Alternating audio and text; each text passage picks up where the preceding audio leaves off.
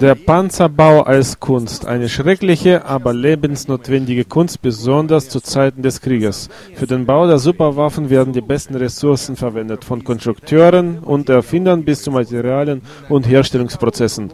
Manchmal gibt es weder von dem einen noch von dem anderen genug, weil es am hauptsächlichen mangelt, der Zeit. So geschah mit dem Höhepunkt der deutschen Panzerbaus, dem superschweren Panzerkampfwagen 8 Maus. Die Idee zu diesem Panzer kam von A. Hitler persönlich. Er weiste Albert Speer und Professor Dr. Porsche an, die Arbeit zu beginnen.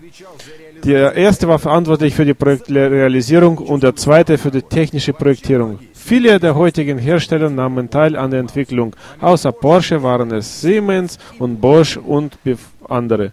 Bevor wir zur Maus gehen, bleiben wir bei diesem Monster kurz. Das ist der Jagdpanzer Ferdinand. Auch ein Kind von Porsche. Ferdinand ist der ältere Bruder der Maus. Aber da die Maus leer ist, manche der technischen Lösungen werden wir an dem Beispiel dieser Maschine zeigen.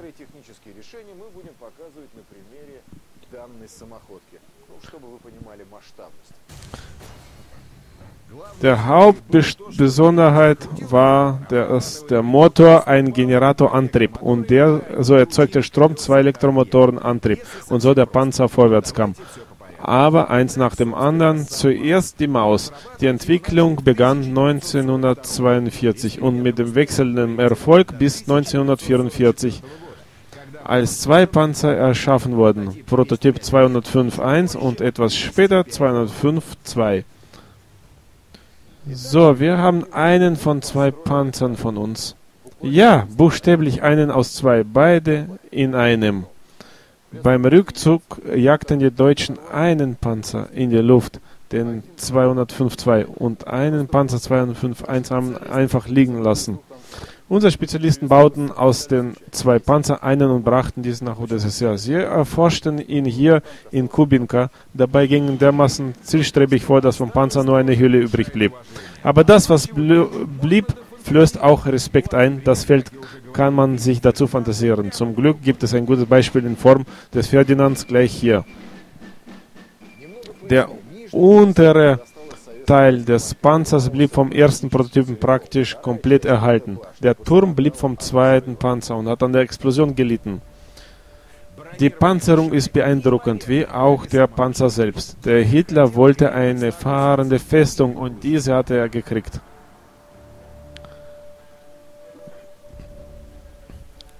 Die Wanne des Panzers wurde aus heterogenen Panzerplatten zusammengeschweißt, deren Festigkeit durch die Zugabe von Kohlenstoffzusätzen gesteigert wurde. Die Platten wurden mit Aussparungen zusammengesetzt und verschweißt zu höheren Festigkeiten.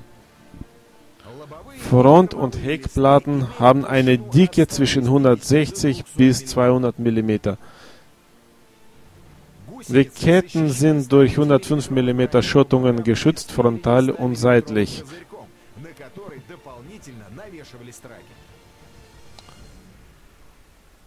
Eine Hohlladung. Seht ihr, wie Metall rausgedrückt wurde? Der Seitenschutz erfüllt auch eine tragende Rolle. An ihm werden die Teile der Aufhängung befestigt. Hier sieht man es gut. Hier die Befestigung der Antriebsrolle und hier die Befestigung des Reduktors, der das Drehmoment vom Motor an die Rolle leitet. Zwischen der inneren und äußeren Panzerung befindet sich das Fahrwerk. Auf der einen Seite sind es 6 Befestigungen, auf die jeweils 2 Balancierkarren mit je 2 Rollen montiert sind. Die Federung erfolgt durch Spiralfedern. Die Entwicklung erfolgt durch die Firma Skoda. Die Ketten sind auch riesig. Die Dicke beträgt 110 mm.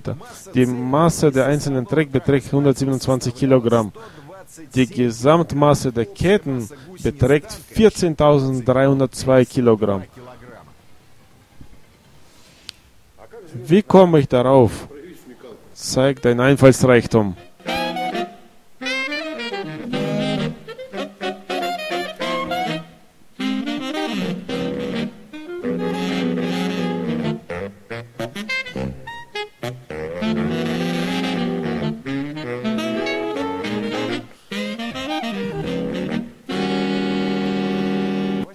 Vasili, wie?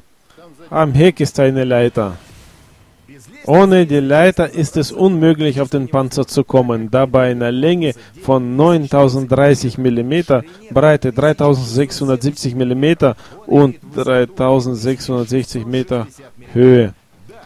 Und die Masse des Monsters beträgt 188 Tonnen. Leer, aber wir versuchen euch zu erzählen, was innen drin war. Wir fangen an mit dem Fahrerplatz. Der Fahrer sitzt praktisch in der Mitte des Panzers, neben ihm der Funker. Seitlich befanden sich die Treibstofftanks mit einem Gesamtvolumen von 1560 Liter.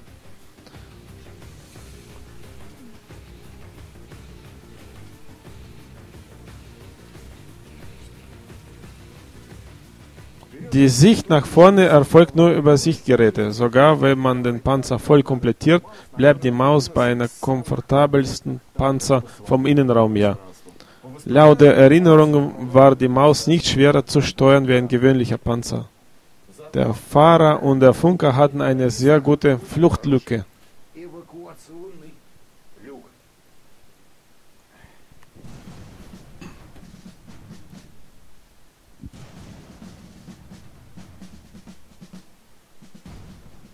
Hinter dem Fahrer und dem Funker befand sich der V12 flüssigkeitsgekühlter Vergasermotor mit Turboaufladung von Daimler-Benz mit einer Leistung von ca. 1200 PS.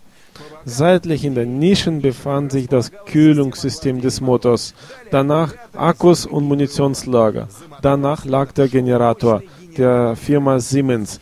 Der Strom, den er erzeugte, wurde an zwei Elektromotoren geleitet. Diese trieben den Panzer an. Seht ihr diese Kanäle? Durch sie wurden die Leistungskabel geleitet. Hier stand der Generator. Kabel gingen von ihm zu den Elektromotoren, die den Panzer bewegt haben.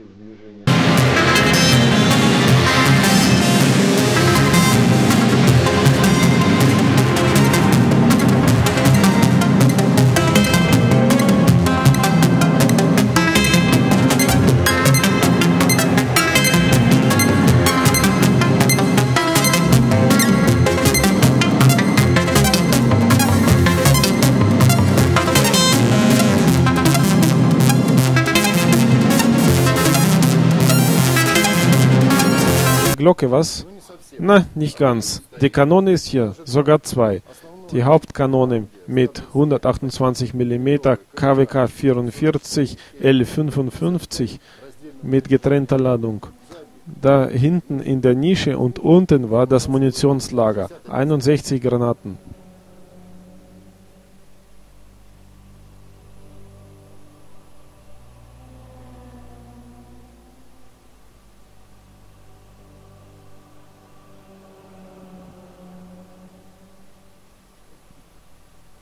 Neben der Hauptkanone stand die Zweitkanone, 75 mm KWK 40. Daneben sieht man das Munitionslager dafür mit Granatenzellen.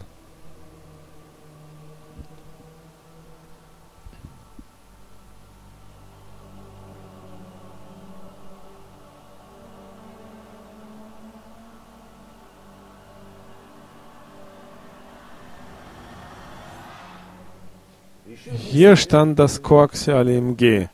Die Turmpanzerung ist beeindruckend, frontal 210 mm und die Seiten 200 mm.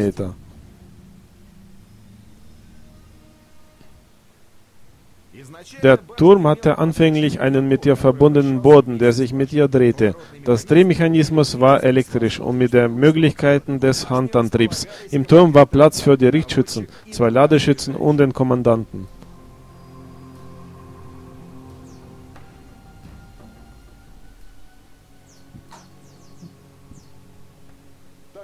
Da der Panzer sehr schwer war und viele Brücken ihn nicht tragen konnten, hat man ihm das Tauchen beigebracht. Der Turm wurde abgesenkt und der Innenraum wurde hermetisch verschlossen.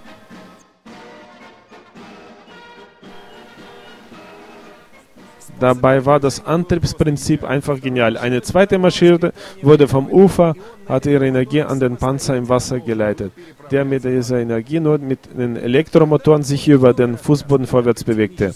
Über den Panzer kann man viel erzählen, da die Ideen und ihre Realisierung revolutionär für ihre Zeit waren. Der Panzer hatte viele Vorteile, aber auch sehr viele Nachteile in seiner unausgereiften Konstruktion und Modulen. Die Idee der Erschaffung eines superschweren Panzers stürzte zusammen mit dem Dritten Reich.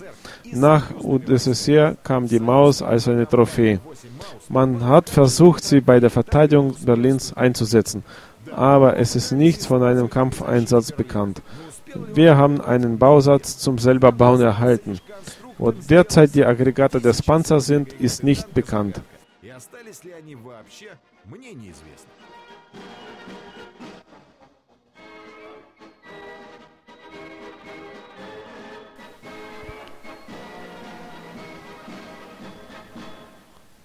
Wäre die Maus in ein Gefecht eingetreten, wäre sie ein starker Gegner.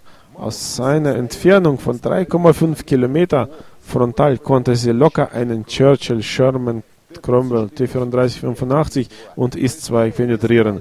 Jedoch kennt die Geschichte keine Wenn und Aber.